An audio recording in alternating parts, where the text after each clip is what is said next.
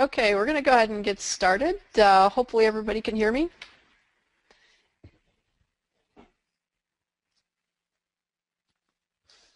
If you can't hear me, please type something in the chat box so that I know.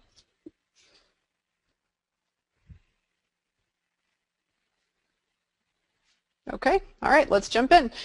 Today we're going to talk about trading option spreads and option spread strategies.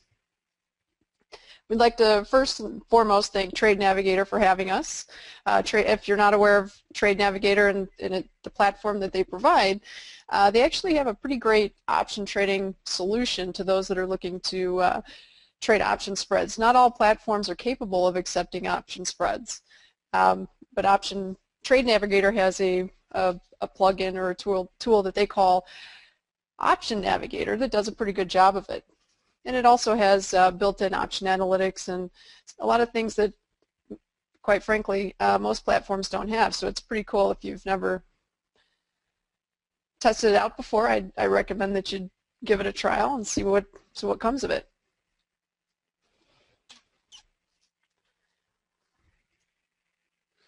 All right. Obviously, if you've done any trading at all, you know this, but I'm going to remind you anyway. There's substantial risk of loss. That's financial loss in trading futures and options. You can also lose your hair, lose your mind, all those kinds of things as well. All right, and again, there is substantial risk in trading options and futures. It's not for everybody.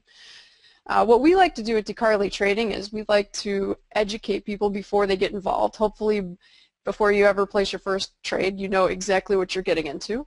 And we feel like it's our job to make sure that everybody is fully aware of what's going on. This is speculating. It's not investing. We're not earning interest. We're trying to beat the markets. And some days it seems easy, and some days it seems impossible. It's all part of the game. There's no easy money to be made, and there's plenty of risk.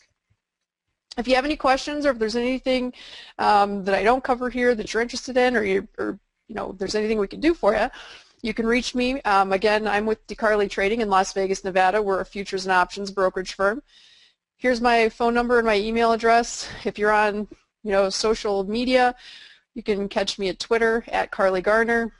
We're also on Facebook. If you just type in DeCarley Trading in the search bar, we'll come up on Facebook. By the way, on the social media sites, we do post charts and commentary and ideas, and we let people know about events such as this, like if we're putting on a webinar or doing some sort of educational event. So it's a good, hopefully a good educational resource for our followers.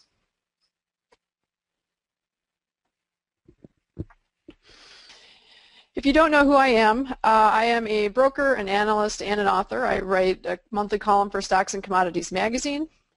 It's called Futures for You. I also write a couple of newsletters for DeCarley Trading brokerage clients. And I've written a couple of books, actually 3 books, and 1 book I rewrote, so I say 3.5. If you're interested in learning, a lot of my books they start kind of from the ground level. We're looking to teach people everything that they need to know before they actually get involved in the markets. And trust me, some of those decisions are the most important that you will make. You'd be surprised at how much of an impact choosing the right brokerage or the right platform or just the right environment will have on your trading success. Okay, let's jump in. We'll start with basically a crash course in the basics of options. Well, options basically provide traders with options. They are incredibly versatile, and through a combination of long and short calls and puts, it's possible to create just about any level of risk, reward, and leverage. In other words, options and option spreads can do anything we want them to do.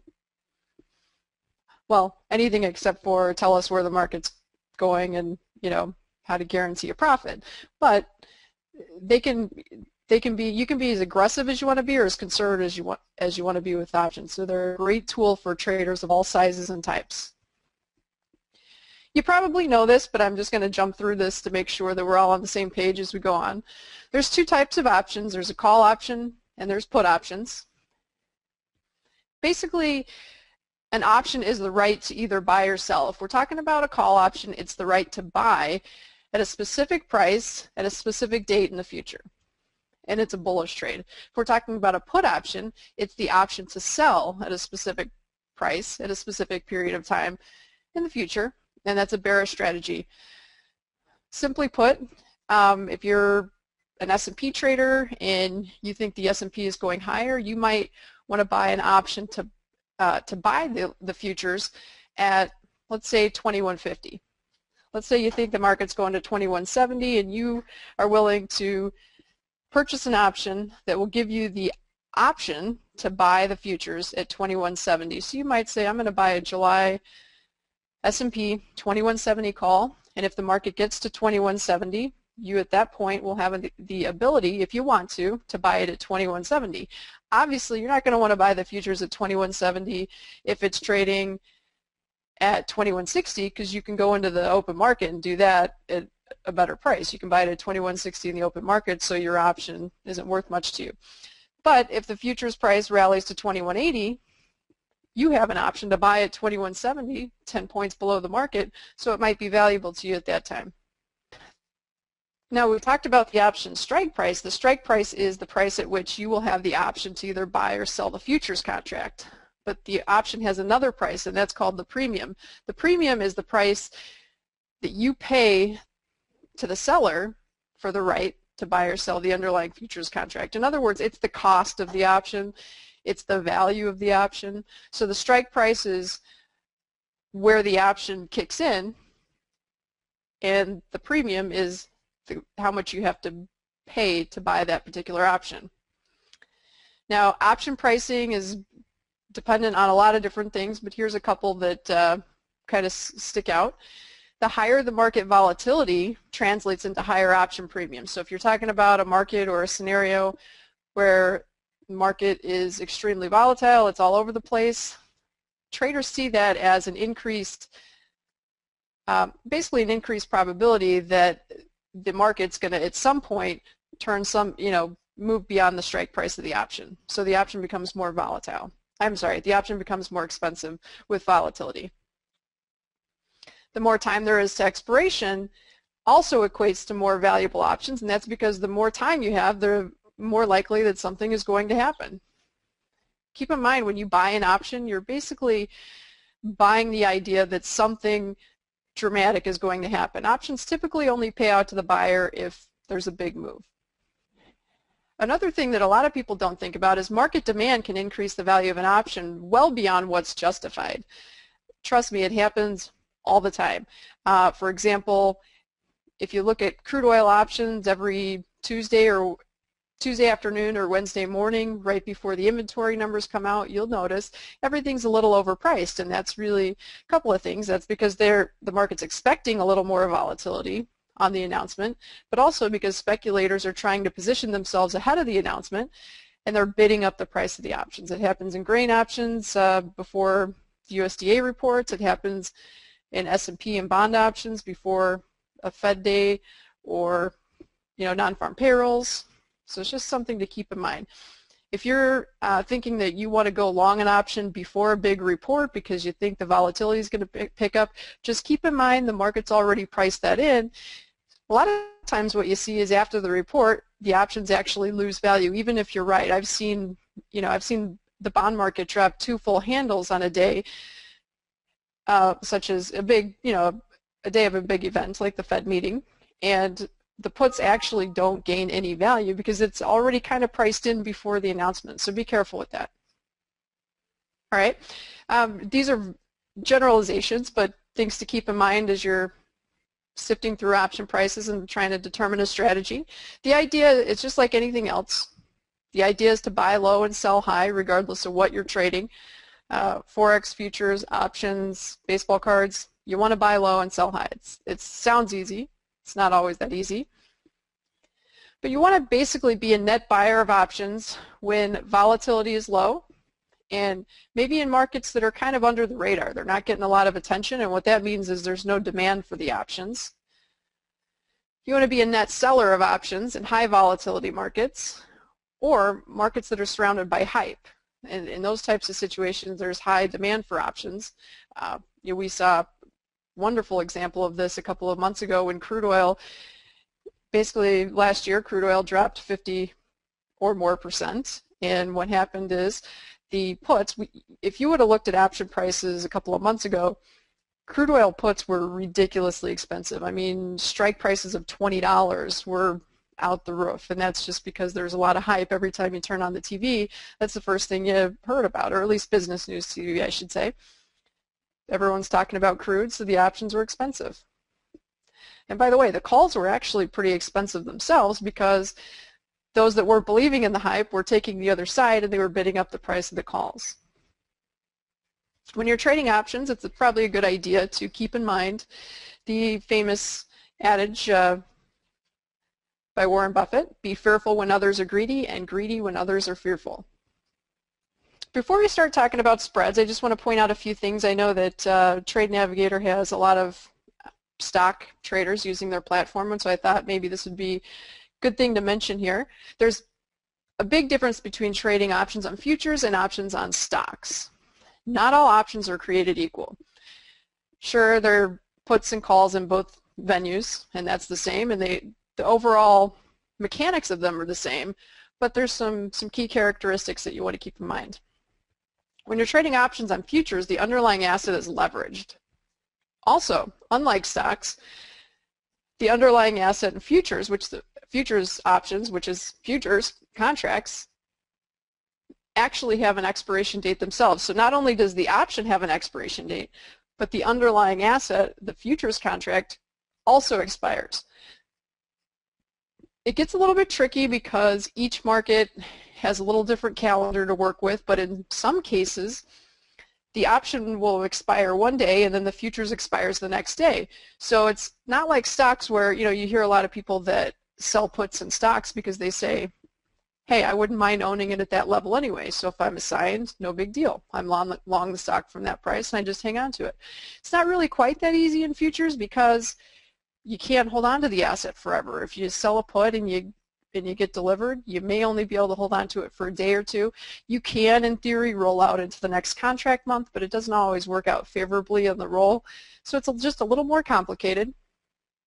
And I'm not saying that's a bad thing. It's just something that you need to keep in mind as you're putting your strategy together. Also, options on futures don't have dividends. Futures, for the most part, I mean, obviously we've kind of been spoiled the last 7-8 years because we've seen some really big moves. But historically, commodities tend to trade somewhat sideways, or at least more so than stocks. I mean, stocks in the long run favor an uptrend because of dividends and things like this. In commodity options, the contracts are standardized, and that's true of stocks as well, but the point values are not standardized. So in stock options, everyone's dealing with the same math. Everything's basically multiplied by 100 for 100 shares. In commodities, each option contract and each futures contract has a different size and a different multiplier, so it's a little more difficult to do the math. Luckily, in today's world, we have platforms that do all the math for us, so we don't have to think too much about it, but it's a good idea to know how it works. The great thing about trading options on futures versus options on stocks is that there's favorable tax consequences. Options on futures traders enjoy a blend between 60% and 40% long-term, short-term gains. So in other words, even if you're in a trade for a day or two, you still get to categorize that, or at least 60% of that gain, assuming you made money, as a long-term gain. And we all know that long-term gains are taxed at a lower rate than short-term gains. Another benefit is when you report your profit and loss to the IRS at the end of the year as a futures and options trader, you're only going to report one figure. It's just one lump sum, net of all your fees and all that kind of stuff. You either made money or you lost money. If you're a stock trader or a stock option trader, you probably have learned the hard way that you have to keep track of each individual trade, and you have to report each and individual trade to the IRS, and it can be quite a nightmare. All right, I've got a couple more things to point out here, but I also wanted to mention, obviously I am a commodity broker, so I'm going to be biased towards options on futures, so take it for what it's worth, but I do you know, aside from my bias tilt, I do honestly think that there are definitely some advantages on trading options on futures. With that said, there's also disadvantages. The leverage can work against you just as well as it can work for you. So just things to keep in mind. Everyone's different. Everyone has a different personality. You have to figure out what's going to be the best fit for you. And maybe the best fit's a little bit of both. A great thing about trading options on futures is there really is, and this varies based on which brokerage firm you choose or which broker you choose, but there's really no minimum account size, and everybody that opens an account gets margin. And I should say gets portfolio margining if they're trading options. They may not get the lowest rate because not all brokers charge the lowest rate based on the exchange minimums, but they're still going to get pretty low margin rates and pretty high leverage. And if you're trying to do the same sort of thing in a stock account, usually you have to have a pretty big account. I know a lot of stockbrokers require at least $50,000 to $100,000 to apply for a margin account, but as a commodity trader, you could put, you know, $5,000, $10,000 in, and there you go. You have a margin account. There also, in options on futures, you don't have to worry about paying interest on margined money. Like if you're a stock trader, you actually have to pay your broker interest on money that you're borrowing from him to use as margin. Also, something to keep in mind is commission in the commodity side of things is charged round turn, whereas commission on stocks is per ticket and it's per side. It's nothing. Neither of those are a deal breaker or necessarily an advantage or anything, but just something to know so that you're not surprised when you start trading. Perhaps the biggest advantage of trading options on futures is that the markets are open almost 24 hours a day. So if something wild happens overseas while most people in the U.S. are sleeping and the New York Stock Exchange is closed, you can react to it. Now, the futures markets are 24 hours, and they're liquid 24 hours for the most part, generalizing. The options market, the options on futures market, are also open 24 hours. Not all option markets are extremely liquid. Some of them are pretty thin overnight, but at least you know there's some sort of action you can take. Even if it means trading futures against your options, you can react. As you know, as a stock trader, it's not quite that convenient. A lot of people turn to ETFs as a way to get involved in commodities or even commodity options, and that's okay. It's a lower leveraged, slower way to play commodities, and that's fine. It is, however, extremely inefficient. By the time you pay the rebalancing fees and the fund fees and all that kind of stuff, it really is super inefficient. In fact, you might find yourself in a situation where you were right on the direction of a particular commodity market, but your ETF just did not follow the underlying asset, and that happens a lot. Okay, let's get back to options and spreads.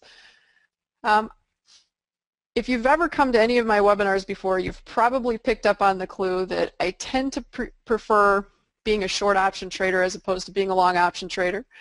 And if you are going to buy options, trading them as spreads is probably a lot better than buying outright calls and puts. Now, that's just my personality. That's how I look at things. That doesn't mean that's going to be the best fit for you, but I'm going to present you with the information. You can decide on your own. Each minute that passes reduces the value of any particular option.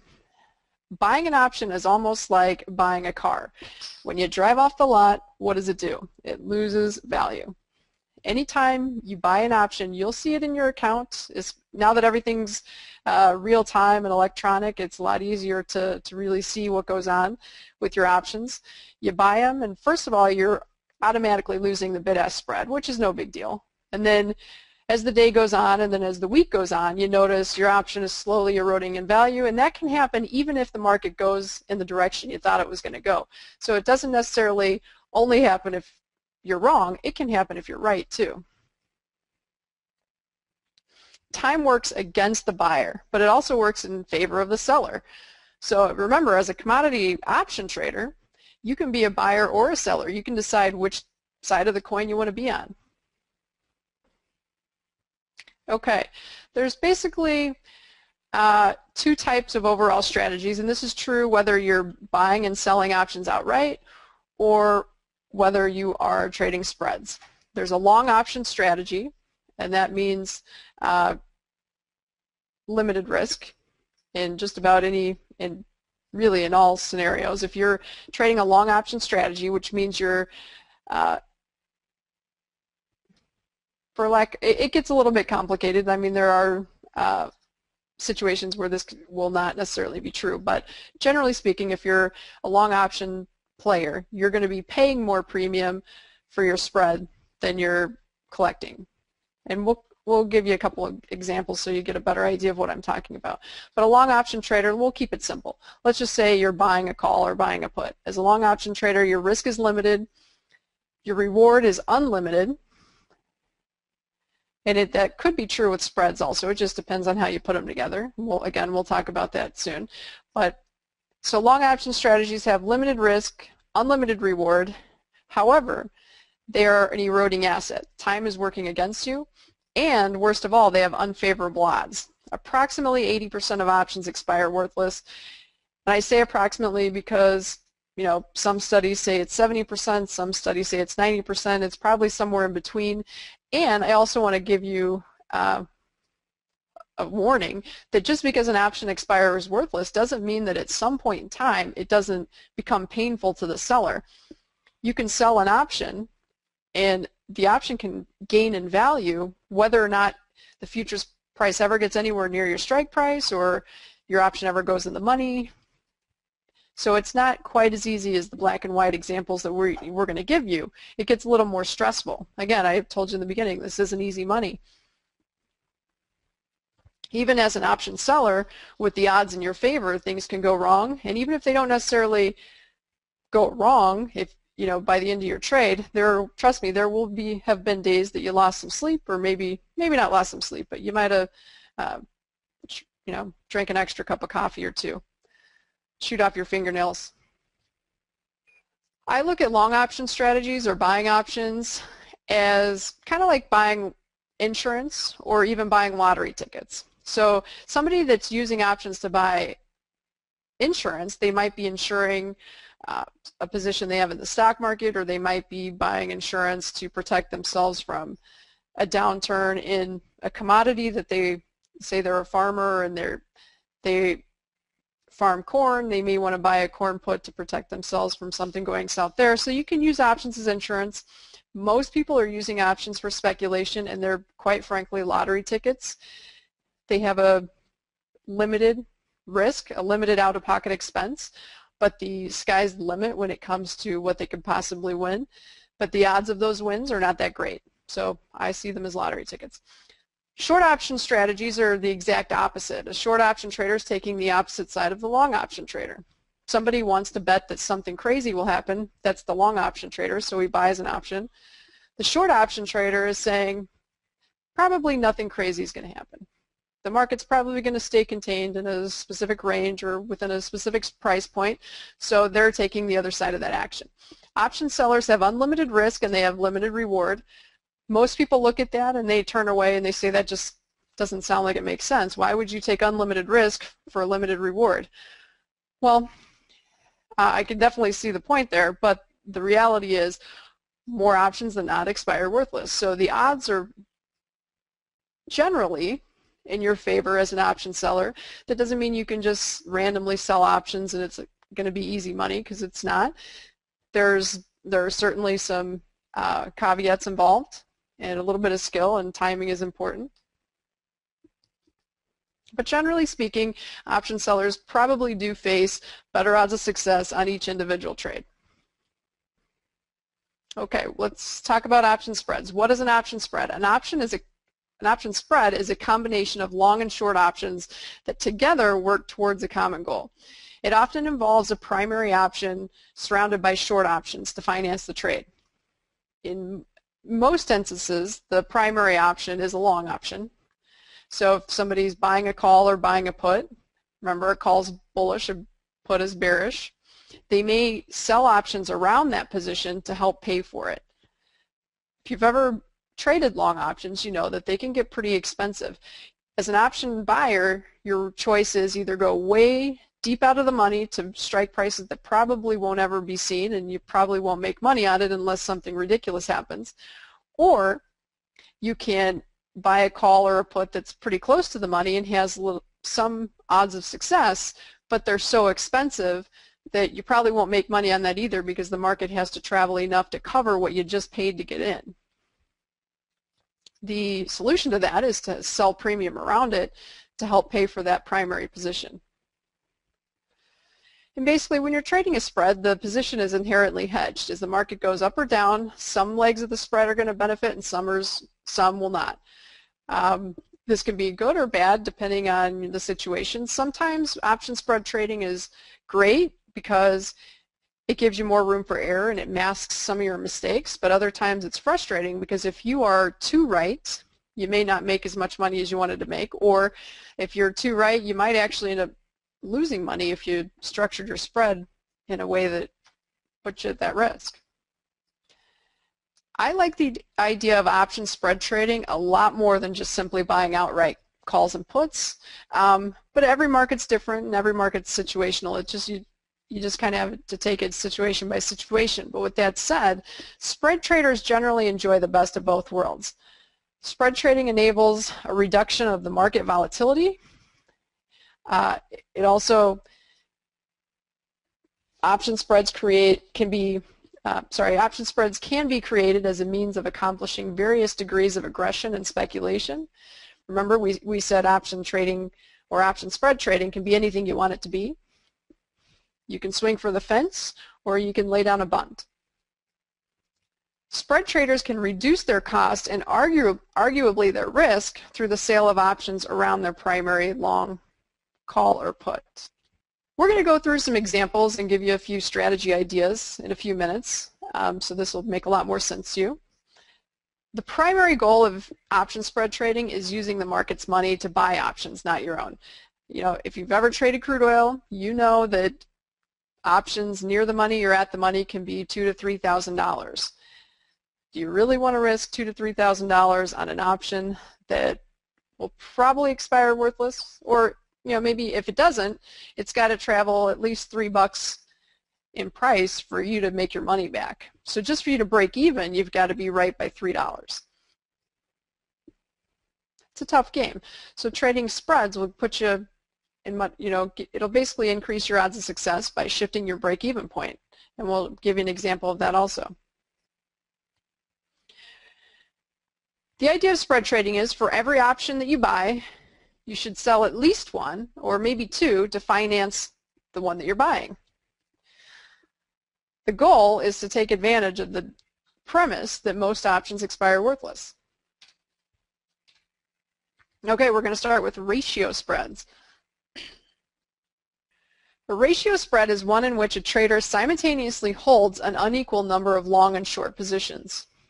Now that's a pretty broad definition, and that's because the idea of ratio spreads is very broad. It can mean a lot of many things, but the most common ratio spread is a 1/2, or basically 2 short options for each long. And with a ratio, the short options are by definition sharing the same strike price. There's 2 types of ratio spreads. There's a front spread and a back spread. A front spread is the most typical. It's when you buy a close to the money option and then you sell 2 equidistant out of the money options. A back spread is where you sell a close to the money option and then you buy 2 equidistant out of the money options. I'm not a big fan of back spreads. That's not to say that you shouldn't do them. If you can find an edge trading back spreads, then good for you. I haven't really seen it. And the reason being, the back spread really only profits in the least likely scenario. It loses money in the most likely scenario. So for me and my personality, it doesn't make sense to me. But if you're good at timing big market moves, you know, maybe you can make it work for you.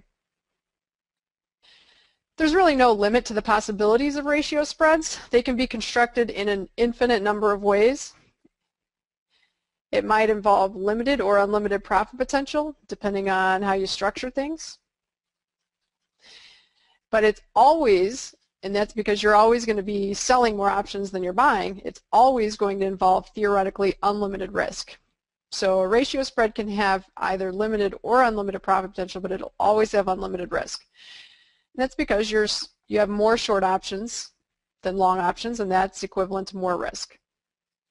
There are some people that will trade 1x3s, 1x4s, so that sort of thing is possible, but I'm not a big fan of it, because if the idea is to create a spread in which you're not spending a lot of money, but you also don't want to have outrageous risk, the problem with trading 1x3 or 1x4 or more is the one option that you're buying will only protect you very little against the options that you're selling. And the thing is, people are more comfortable selling multiple options if they've bought at least one for protection. So in my opinion, it just opens the door for people to over-leverage themselves and really just get into trouble.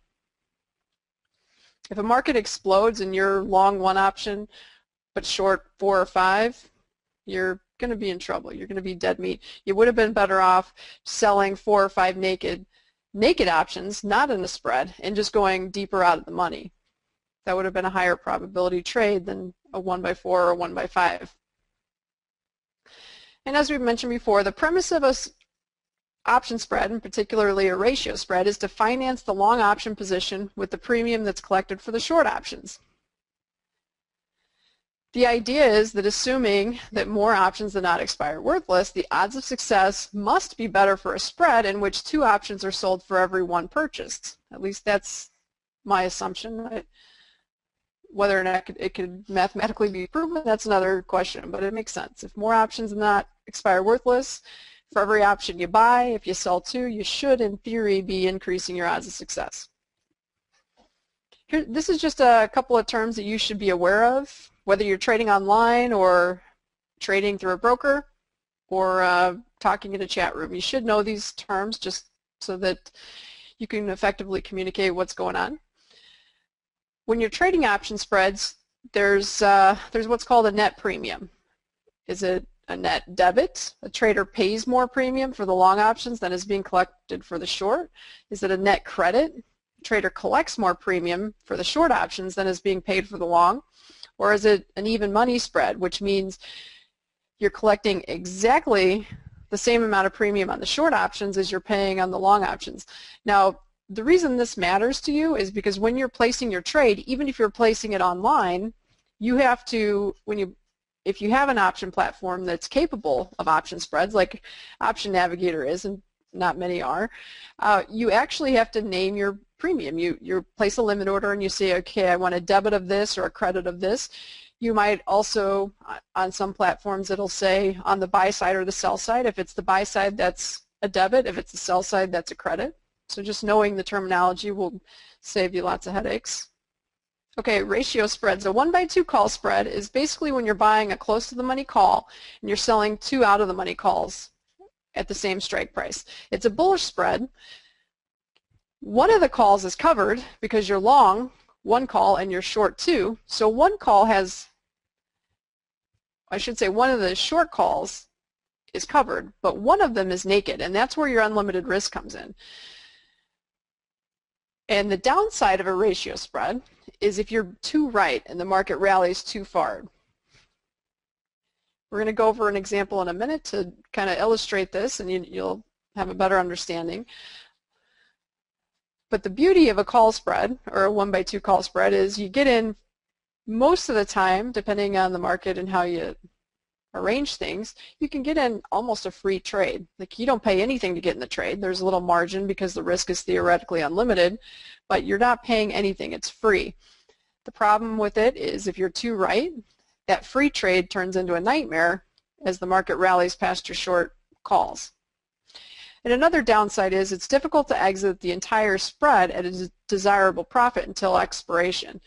Basically, when you're trading ratio spreads, you should probably just plan on holding almost all the way to expiration. At any time before expiration, you start getting into a scenario where the time value on the 2 short calls eats into some of your profits on the long call. assuming you have profits, and so it's just something that you're probably going to hold almost till the end. And a put spread is the exact opposite, but the same idea. You're buying a close to the money put, and then you're selling 2 out of the money puts with the same strike price, and that's a bearish spread.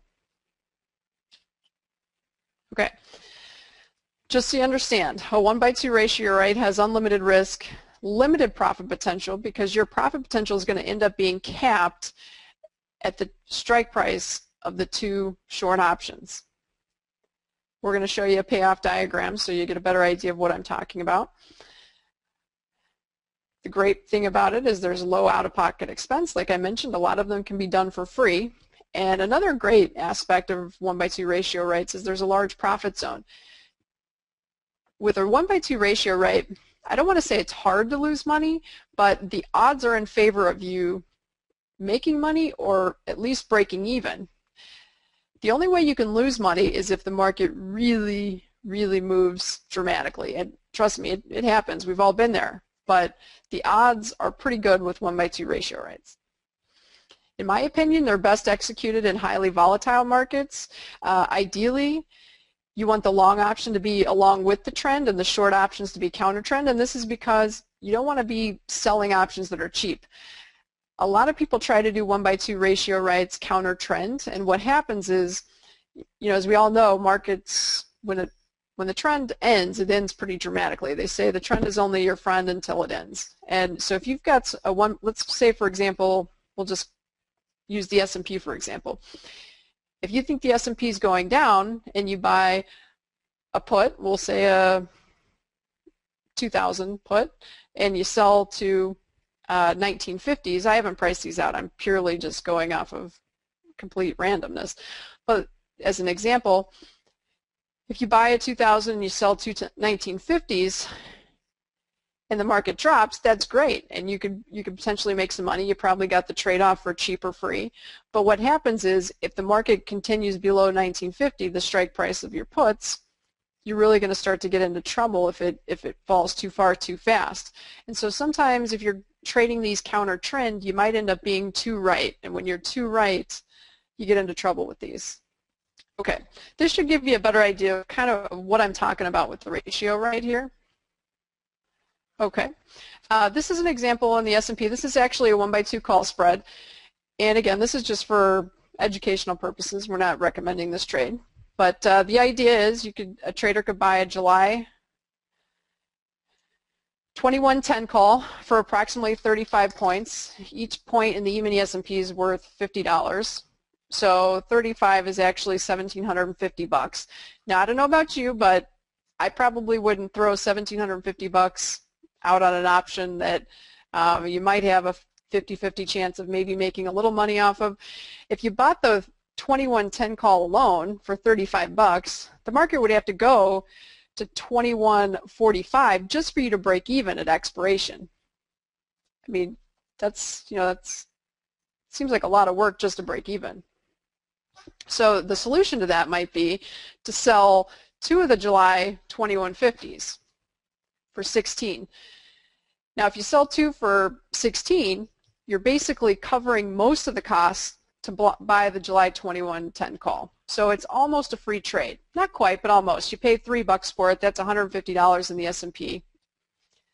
So in other words, you just got into this trade for $150 instead of $1,750. You saved yourself $1,600. That's a tremendous amount of money.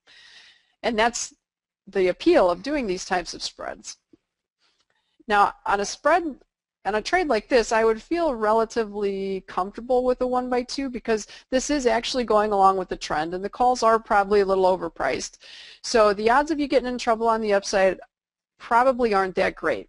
So with that said, we don't know what's going to happen in the future, but the goal of trading is to put the odds in your favor, and I think a trade like this in a market environment like this might be a good idea.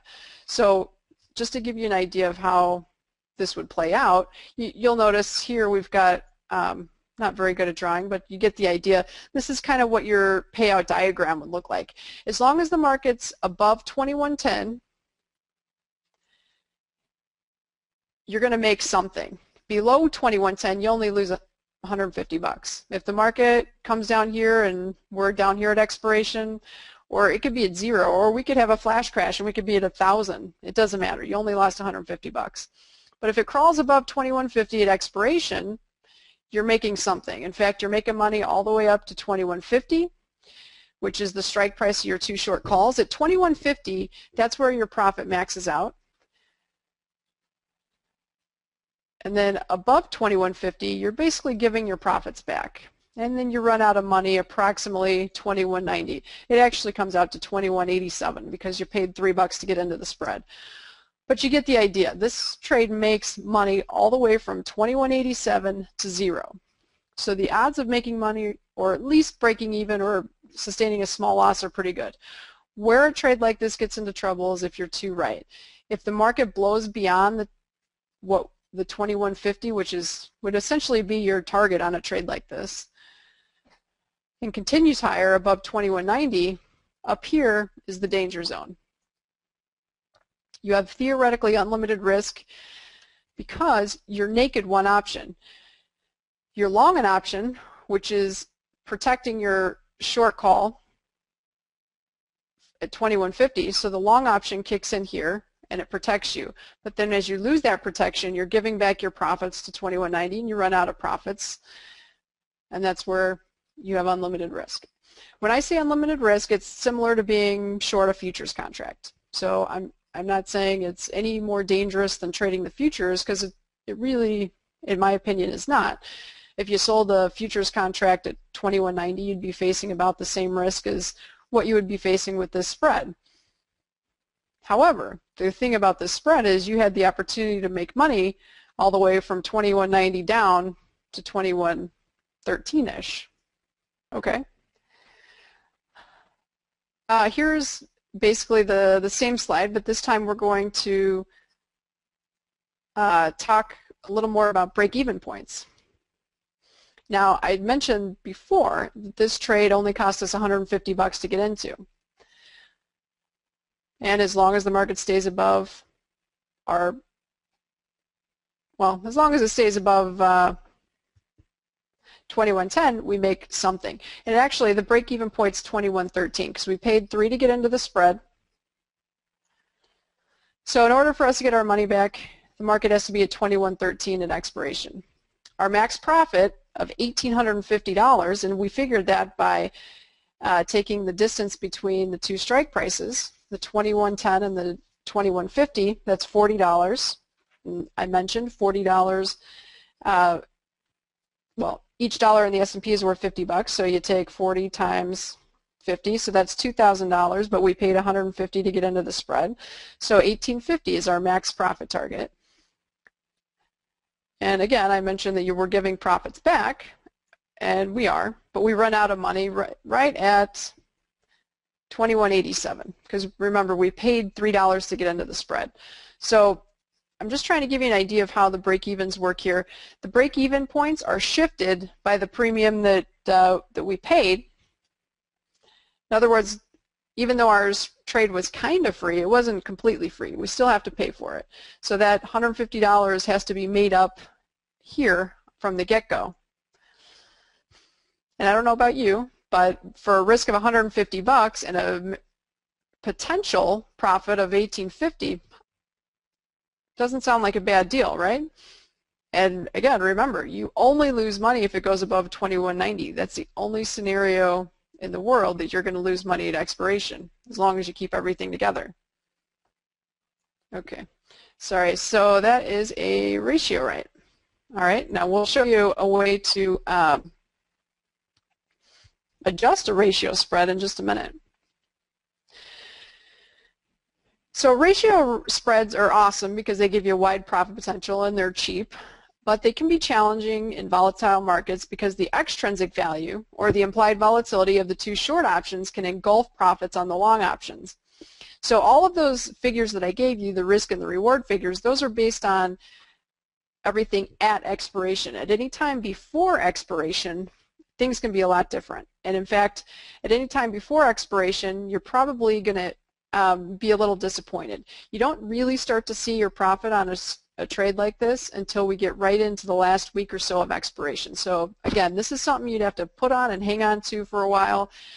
You wouldn't be able to trade in and out of it. You're either in or you're out, and it's kind of for the long haul. This is not the kind of trade you want to do if you're expecting a large move. And in addition to that, you should not do it in a quiet market, because quiet markets don't last. Eventually they become unquiet. And if you've got a 1/2 ratio, right, when a market goes from low volatility to high volatility and you happen to be on the wrong side of that trade, it can get pretty wild. Now as a trader, you construct the spread and you determine your own risk and reward and all those types of things. When you construct a narrow spread, you're reducing the cost and you're shifting the break-even point to favorable levels, but you're actually shifting the second break-even point unfavorably. So in other words, if you're selling strike prices, if the distance between the strike price of the option you're buying and the two that you're selling is too narrow, you're going to be happy with the spread because you either got in cheap or you might even get in at a credit, meaning you're collecting more money for the short options than you're paying for the long. However, you're probably not doing yourselves any favors, because you need to have options that are wide enough. And when I say wide, I'm talking about the distance between the strike prices for the option spread to work. It's only going to work if you can get some premium erosion on the short options that outpaces anything going on in the long option, any premium erosion in the long option. So it's a little bit tricky. The idea is, and my general consensus is, I would rather put together a spread in which I have to pay a little out of money, but to make sure that my break-even points and my risk is at a level distant enough for me to be comfortable. And you want to check the chart too. You want to take a look at support and resistance and make sure that you're not putting yourself in a situation where your risk kicks in at the wrong place. And also, if you're putting a spread like this on in quiet markets, you're basically accepting low premium for short options. You're allowing the option buyer to pick up options from the discount rack, and you're selling them for cheap, which means the odds of you getting into trouble on those are a little higher. Okay, the nice thing about a 1/2 ratio, right, is you can easily adjust it, or you could just go ahead and change the strategy right from the get-go. For example, a 1/2 ratio right can be converted into a butterfly simply by purchasing an equidistant option to limit the risk exposure. So I mentioned before, 1/2s always have unlimited risk, but you could basically convert it into a butterfly and cap your risk. It costs a little money, obviously. It can kind of be looked at as you're trading a 1/2, but you're buying insurance just in case you're too right. And if you do that, it's going to cost you a few bucks, but it's probably not going to be overly expensive depending on the market you try to put this on in. And it might be worth your while depending on the situation. Let's just kind of take a look at an example and you can decide for yourself. A butterfly creates a limited risk debit spread with a relatively, I'm not sure I meant to put relatively small profit zone. Actually, a butterfly, if done correctly, it can have a pretty nice profit zone. I think what I meant to say there was you want to be careful which market you do it in. You don't want to do it in a market that has cheap options. For example, if you tried to do a butterfly in corn, you're just basically, you might as well shred your money. It's not going to work. You're going to have to get your strike prices too close together and it just won't work. But if in markets like crude oil, it can be something that's actually pretty attractive. In the past, we've been able to construct butterfly spreads in crude that are $3 wide and get in for, you know, somewhere around $200 to $300. So in other words, we might be paying $200, let's just call it $300 for example's sake. We might be paying $300 to get into a spread that maybe could pay off $3,000. So at crude oil, you can get a pretty decent sized profit zone and a decent sized payout if you construct it right, and obviously you have to be right about the direction of the market. But just like ratio rights, this is the kind of option spread that once you're in, it's difficult to liquidate with a respectable profit until near expiration. So you better be ready to be in it for the long haul. Now, if you're in Chicago and you talk to the trading community, you might hear these referred to as a call fly and a put fly. It's basically just a butterfly, but it's faster to say call fly than it is call butterfly. So that's why you hear that. It's basically the idea of buying one close to the money call, selling two out of the money calls, and then buying an equidistant out of the money call. So it's the exact same thing we just talked about, only this time we're buying insurance to ensure that we don't have unlimited risk on the upside. In the case of the call fly, it's a bullish trade. It's a range trade. We're saying we think crude oil or whatever the market is that we're playing is going to fall within that range. And the greatest thing about a butterfly is you get all the benefits of a ratio right, but you don't have to worry about unlimited risk. The risk is limited. Of course, insurance isn't cheap, so you have to pay a little more for that, but it is what it is. And butterflies, like ratio spreads, I mean, in general, they're open for adjustments, although the examples that we gave you before in regards to profit and loss and all those types of things, that was assuming that you held it to expiration. But keep in mind, whether you're trading a butterfly or a ratio, you could, as long as you understand the risks and you're willing to take them, you could peel them apart. So what that might mean is if you put a call butterfly on and the market rallies sharply, you might be willing to take a profit on your long call and hold on to the short calls, hoping that the market turns around. Conversely, if you had a call fly on and the market dropped sharply, you might take that opportunity to buy back your short calls and hold on to the long calls. So you don't have to hold everything to expiration, but keep in mind, anytime you pull apart a trade like that, you are adding risk. So this is what it might look like if you decided to convert your 1:2 ratio, right, into a butterfly. This is the same example we were looking at before. We're buying a 21.10, we're selling two 21.50s, but this time we buy a 21.90 call. This increases the cost of the trade from 3 to 8 because we're spending 5 on this. Keep in mind this is a typo I just noticed. Our risk is limited to $400, which this is correct. $400 is the risk, but this should say 3 plus 5. The total premium is 8 points. So because we spent more money on the spread, the market has to move a little further for us to start making money at expiration. So instead of being at 21.13, it now has to be at 21.18 for us to make money. And we also run out of money up here and reach our second break-even point a little sooner. Instead of 21.87, it's 21.82. So you'll notice we bought insurance and capped our risk, but what we also did is we spent more money on the trade, and we also squeezed in the break-even points. So the odds of success are a little less with a trade like this, but still probably relatively attractive. And in this case, we're spending $400 to get into the spread. Our profit potential has been decreased to $1,600, which still is honestly pretty decent with that kind of a risk. So for those of you that just can't stand the idea of having unlimited open-ended risk on the upside, this is an alternative. Okay, let's talk about debit spreads. Debit spreads are basically long option strategies. The most common are bull call spreads and bear put spreads. The idea of a bull call spread is to buy a close to the money call and then sell an out of the money call. It's a bullish spread. The cost is mitigated, but it's still pretty expensive. And the break-even point is still pretty deep. In other words, it has a lot of the same drawbacks of just buying outright options, just to a lesser extent.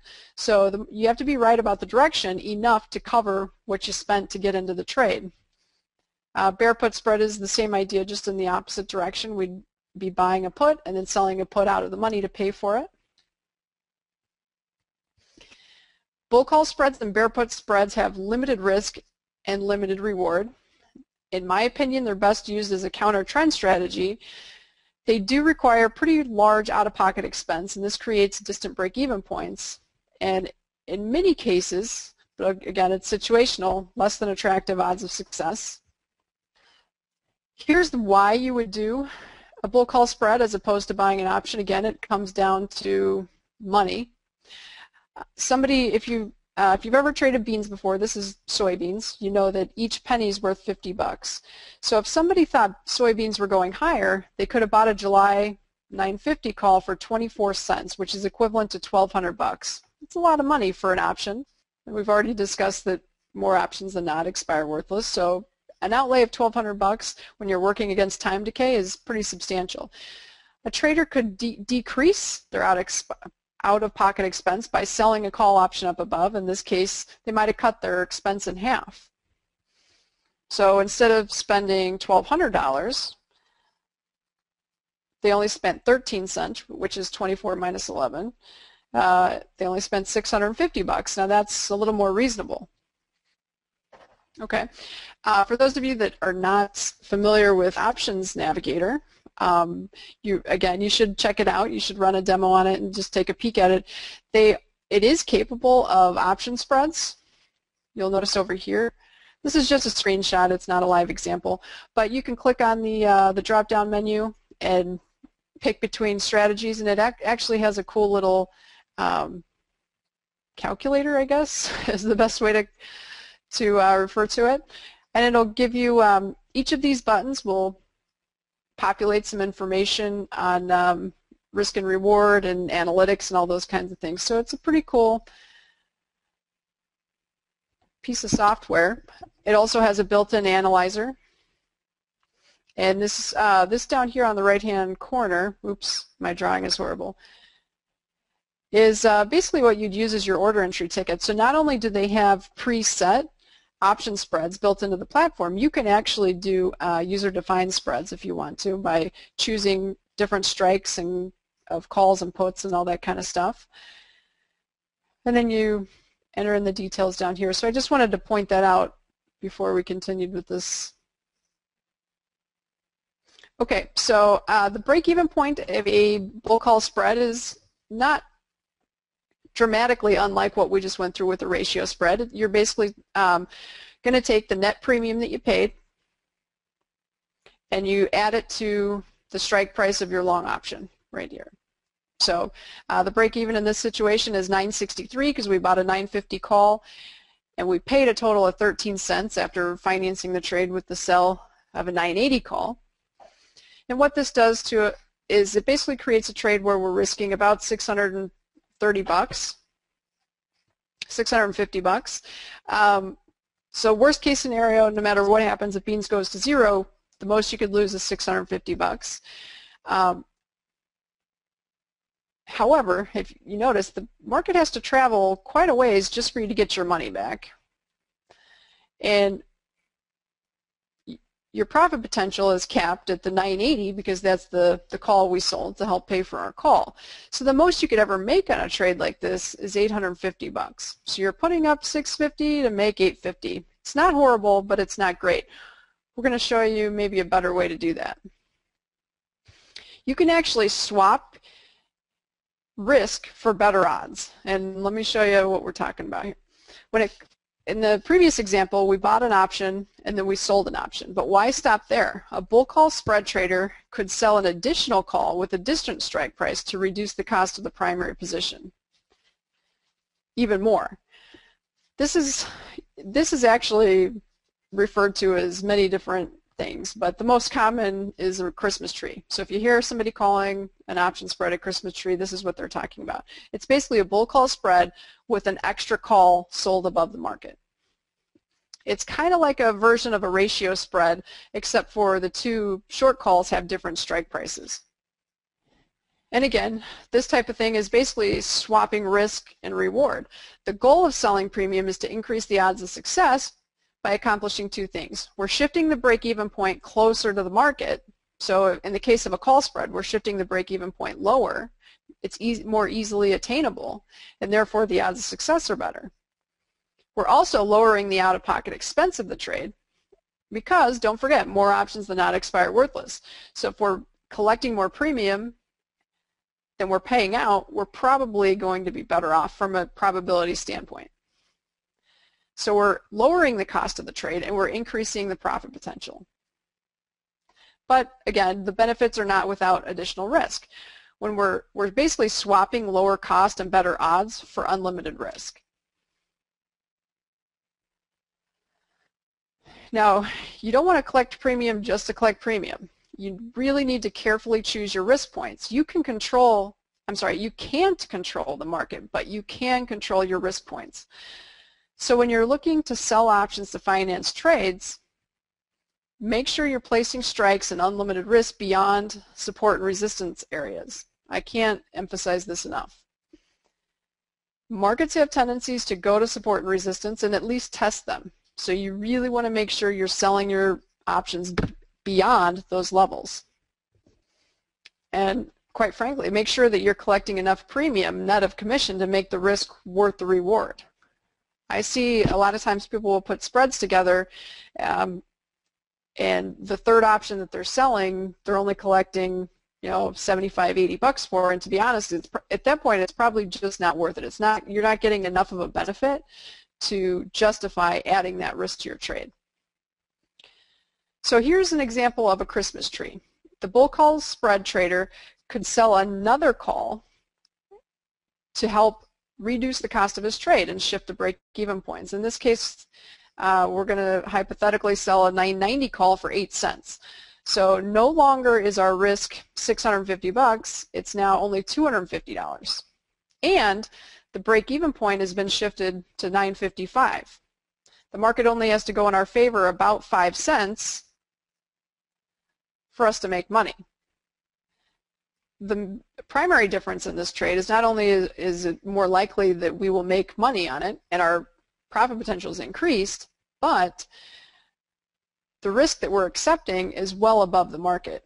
We don't really start to get into a lot of trouble until we get all the way up here, and that's because the money that we made on our spread helps to cushion the blow as we're losing money up here, because remember, we're naked a 990 call. Once we're above 990, it's like being short a futures contract. So we're giving back all the profits that we made down here. But all is not lost until we get up to basically around 1015, and at that point things start to get stressful. But you can see we're in a lot of scenarios, perhaps selling the extra call would have given you, and the market seems to be topping out in this general area. And again, this isn't a recommendation, this is just for educational purposes. It might be worthwhile selling a call up in that general area. The odds are, even if it does eventually break resistance, it might pause and chop around a while, and as an option seller, time is money. If time goes by, your options are losing value and things are getting better. Now, something that I prefer more over a Christmas tree strategy is rather than selling an additional call, the bull call spread trader could have sold a put to finance the primary position. So in other words, you're still selling an extra option to pay for the spread, but instead of selling an extra call, you can sell a put. And this way you're accepting unlimited risk, but you're accepting that risk on the downside instead of the upside. So your risk isn't being too right, now it's being dead wrong. You'll probably hear this called a bull call spread with a naked leg, or there's a few other names for it, but the idea is it actually increases the delta of the trade, so it becomes a more aggressive trade. So this is a bull call spread with a naked leg is more aggressive than a Christmas tree and more aggressive than a ratio spread, but you're going to get more, you'll get immediate satisfaction. If you're right and the market goes your way, it'll be easier to get out of at a profit before expiration, and you're going to get more bang for your buck. However, it does require more margin. Okay, here's the exact same bull call spread we've been working with, but at this time the trader sells an extra put instead of a call. Our risk is down here instead of up here, so we can be as right as we want, and we're never going to get into trouble. We get into trouble if we're dead wrong and the market falls below the strike price of our short put. But again, the overall goal was the same. We reduced our out-of-pocket expense because we collected 8 cents on this option. Our risk is $250 as long as the market stays above 930. And we only have to make up 5 cents above the 950 strike price that we're long. So we've shifted our break-even point down, we've reduced our out-of-pocket expense, and we've increased our odds of success. But the opportunity cost was we accepted risk on the downside below 930. Okay, we're almost done. I apologize. This is running a little longer than we thought maybe it would. But a few extra things just to kind of keep in mind. Stick with liquidity when you're trading commodity options. Not all options are highly liquid. People coming over from the stock world tend to forget that. So you want to be careful, make sure that you're trading markets that have other market participants in them. Just a couple offhand that you should stay away from are lumber and copper. Markets that have attractive liquidity include, but this isn't an extensive list, but corn, soybeans, wheat, treasuries, both the 10-year note and the 30-year bond. However, the 30-year bond's been a little tricky lately because of it's a long story, but they were rebalanced because of the non-issuance of 30-year bonds in the early 2000s, and it's increased the duration of the futures contract. So you want to be a little more careful with bonds nowadays as maybe you would have been in years past. But the options are still very liquid. Stock indices are liquid. The S&P for the most part, the E-mini S&P. The Russell and NASDAQ are also pretty liquid. There's not a lot of daily volume going through, but the market makers do a good job, and so under most circumstances they're worthwhile. You want to make sure you know the product. It is absolutely imperative that you know what you're trading, and this means market hours, venues, is there open, outcry, and electronic? When do they open and close? Do they cash settle the futures? Do they cash settle the options? How are things assigned? The stock indices have serial months and quarterly months. Make sure you understand what's going on there, because little things like that, just little missteps and not understanding the products can be extremely expensive. And again, I'm a broker. I make a living on commission, so this is, take it for what it's worth, but this is my true opinion. You really want to if you're going to trade options, make sure you're trading with a brokerage firm or a broker that can help you. They must be familiar in options. Even if your primary method of execution is via a trading platform and you rarely talk to a broker or a brokerage firm, there will come a time that you need support. It might be a flash crash, or it might be that your computer's down, or something will come up, and you had better make sure that you have someone at the other end of your phone that is capable of assisting you. These markets are unforgiving. Crude oil doesn't care if your platform's down or if you can't get a hold of your broker. It's going to move and you can lose a lot of money. It's frustrating. So if you think the commission's expensive, try getting what you pay for. The goal is to make money, not to save it.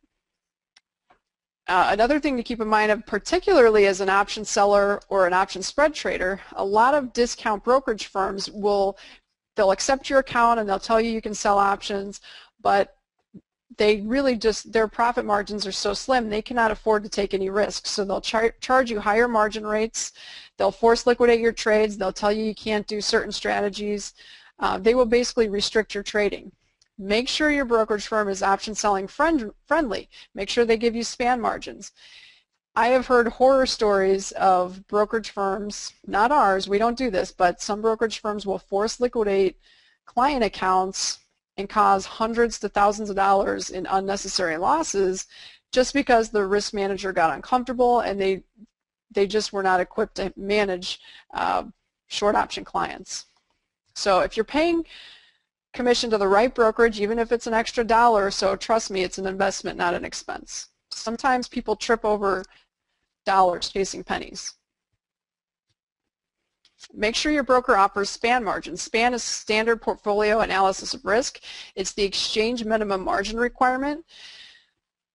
Brokers cannot offer less than this, but many of them charge more. They call it an upcharge. A lot of them they'll charge you 130% of span. I've seen people charge 200 to 300% of span.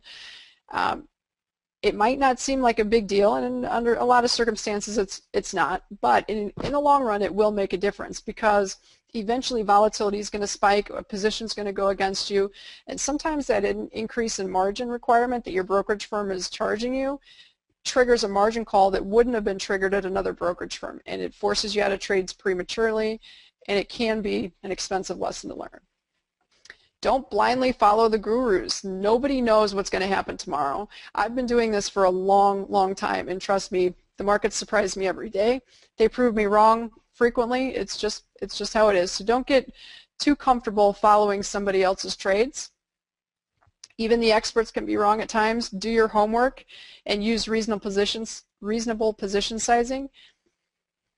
Your trades must be your decisions. Otherwise, premature panic liquidation or putting too much faith in someone else's positions can cause emotional turmoil and potentially large losses.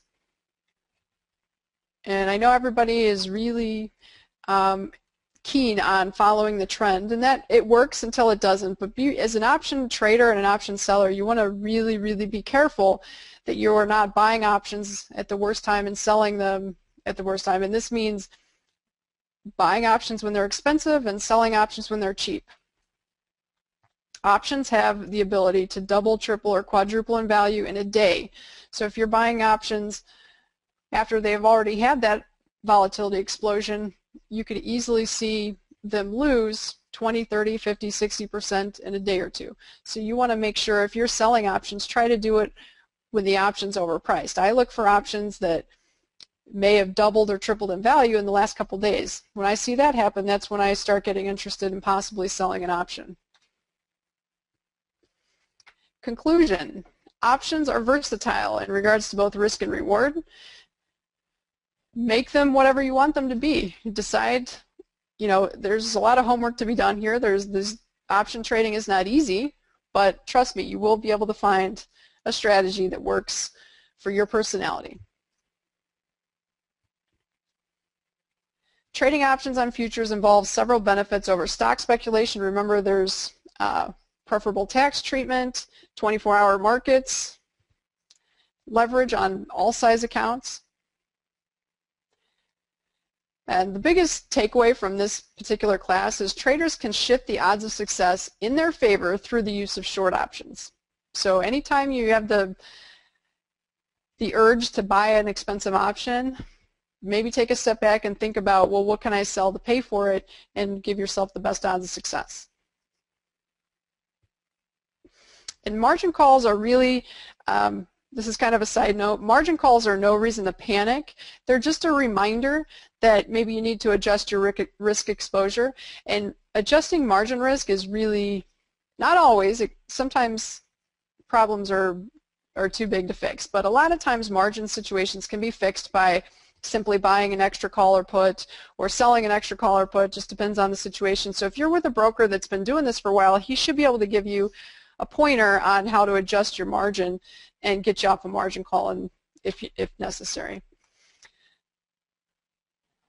So thank you everybody for coming. It was my pleasure for being here, and again, I appreciate Trade Navigator for having us. If you're interested in any of the things that we talked about today, Commodity Options is a book I wrote that includes all the strategies we talked about today, plus about 7 or 8 others. If you're looking for beginning information on how to get into commodities, A Trader's First Book on Commodities, I believe, is a great resource. And if you have any questions, here's where you get a hold of me. Shoot me an email or give me a call. I work long hours, so you shouldn't have a hard time reaching me. Okay, I see there's some questions in the question and answer box. I'm going to try to go through and answer some. Somebody's asking, what is the difference between an iron butterfly and an iron condor? Honestly, it depends on which book you're reading. Everyone kind of has a different idea. Generally speaking, an iron condor is when you're selling credit spreads on both sides of the market. So you're selling an out-of-the-money call, and then you're buying a deeper out-of-the-money call. You're selling an out-of-the-money put, and then you're buying a deeper out-of-the-money put. So it's a credit spread strategy where you're looking to collect premium, and then you're buying insurance, which are your wings. An iron butterfly is usually when you're selling an at-the-money call and put, and then buying the wings for protection. So I guess the major difference is an iron condor is out-of-the-money short options, and an iron butterfly is at-the-money short options.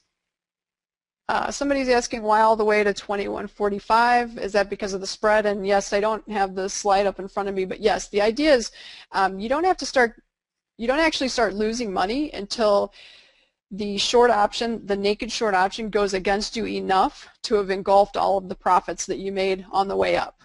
So the 2145 is equivalent to, or I mean, I don't, again, off the top of my head, I don't know the exact number, but yes, you're exactly right. It's the profits on the spreads are basically a buffer to your risk on the upside. Okay, somebody's asking, is it feasible to day trade futures options? It's possible, but I would say you probably not the best strategy, simply because typically, it depends on the market, but in most markets you're probably not going to see enough of a profit or loss to make it worth your while after you cover transaction costs and bid-ask spreads and all those types of things. So it's possible. It's probably not the best way to go about it, in my opinion. Someone's asking, are the hours for the options the same as the pit hours? They're actually the same as the electronic hours. So they're almost 24 hours, but not all of them have market makers 24 hours. Treasuries have market makers 24 hours. The grains generally do.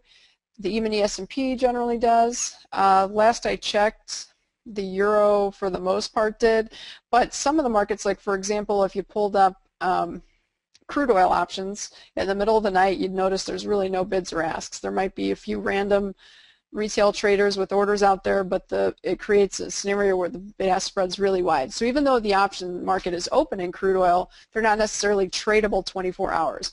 But the futures are. So if you have short call options and you're taking some heat on the call, you could always buy a mini crude futures or do something like that to adjust your risk. Okay, so I think we've answered all the questions. I appreciate everybody coming out. If there's anything I can do for you, if you have any questions, just let me know.